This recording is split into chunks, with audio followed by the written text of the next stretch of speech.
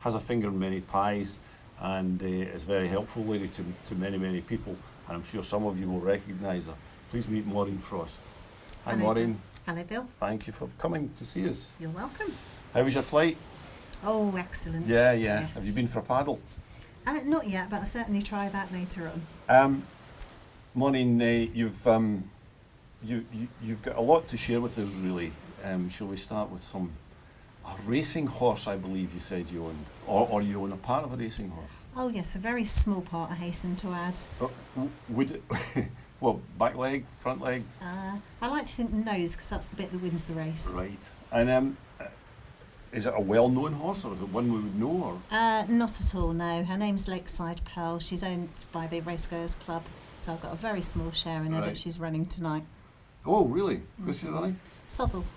Southall, okay. Right, well that's fascinating stuff. And so, how do you get very involved in that? I mean, do you attend the races, or do you do much? Do you do anything, or do you literally just have a share in it? No, we get stable visits, so we can go and see her, watch her being trained, talk to the trainer and the jockey. When she runs, if it's a meeting I can get to, then I've got the chance of an owner's badge and go in the parade ring with her. So it's just a nice interest to have. It's certainly not done for financial reasons. No, I'm sure it's not. No, it sounds like a lovely interest. When you're not involved in that, what sort of stuff do you get up to? In my spare time, do you mean, or the work role? Yeah. I do quite a bit of gardening when I get the chance. Oh, so therapeutic. It is. Love live music, so often out at gigs. My sister plays in a local band, so I go and watch her quite a lot. Brilliant. So does our president of the chamber, actually. Sorry? Our president of the chamber plays in a band as well. So, oh, Dave. Dave. Yeah. Well, we covered that when he was here. He's had enough exposure. Oh, absolutely. Like going to the theatre, travelling. Yeah. Well, certainly a nice way to pass the time.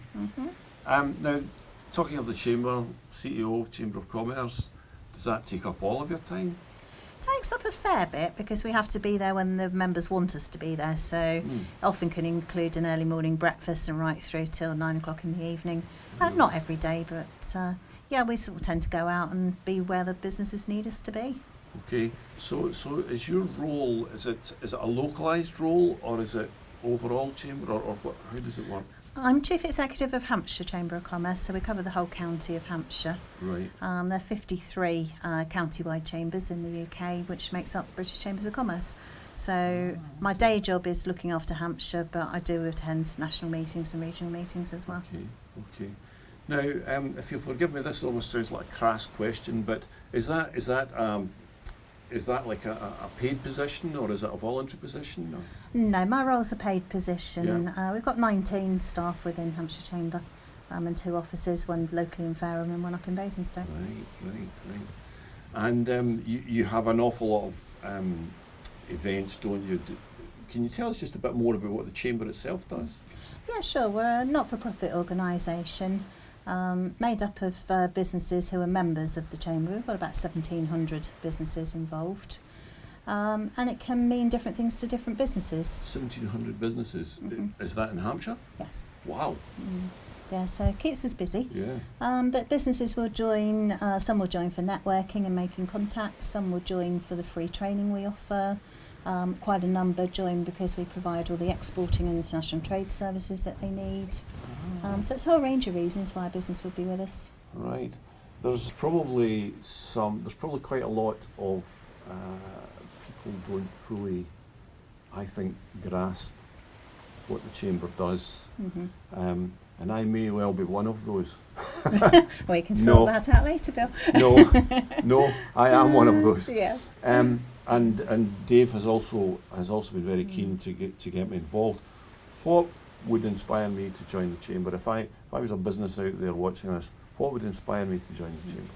Well, I think it can be quite isolating running a business, so it's a chance to talk about concerns and issues with other local business owners. As I say, we do a lot of free training. We have, for example, an e-learning platform where you have access to 160 different courses. We provide a lot of information and advice. For example, I know a number of our members have been having a few issues making tax digital lately. In fact, we have ourselves.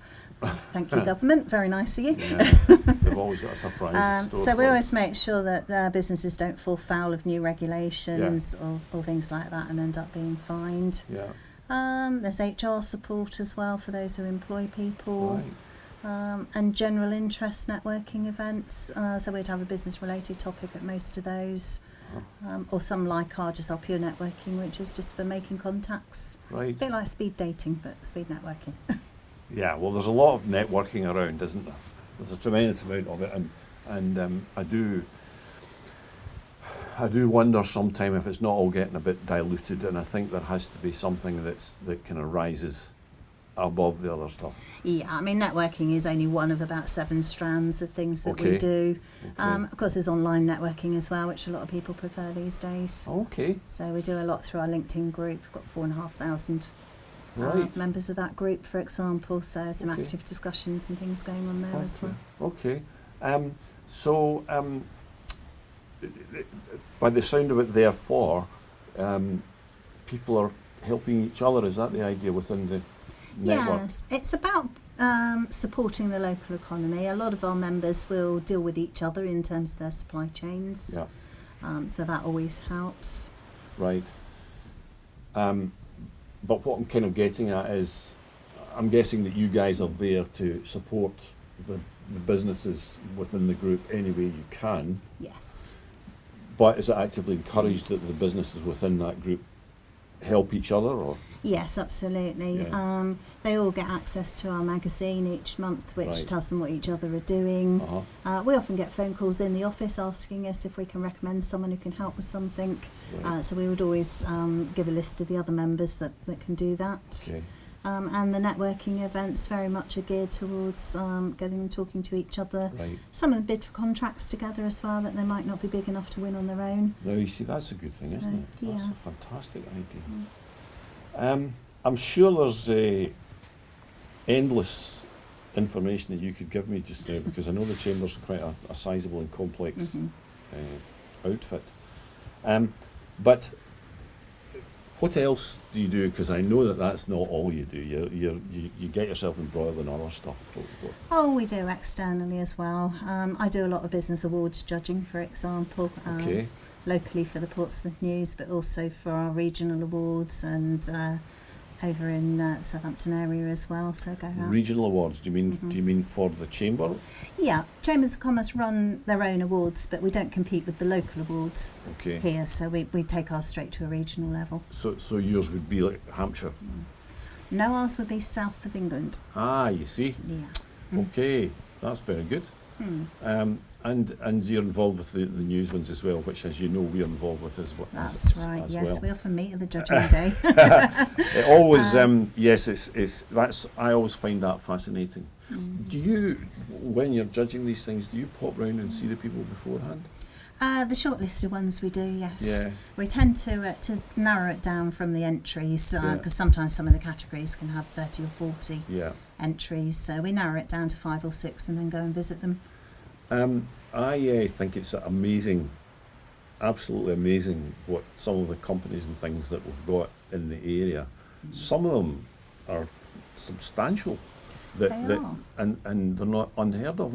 We've got 1 or 2 clients, and once we get in about what, when we're working, we find out more about, because we have to sort of a quick learn for us, to be, and we have to become instant experts in what they do sometimes in order to produce the goods.